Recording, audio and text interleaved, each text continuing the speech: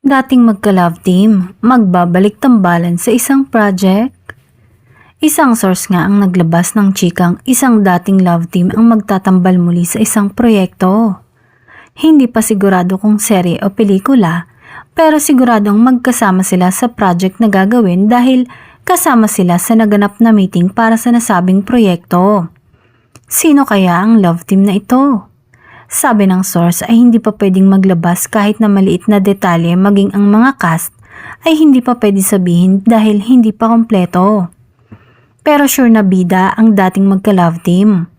Malakas sila sa masa at marami ang humihiling ng kanilang tambalan. Marami nang nakakamiss sa kanila at gustong muling kiligin. Wala pa namang expected date ang proyekto na to dahil wala pang final cast.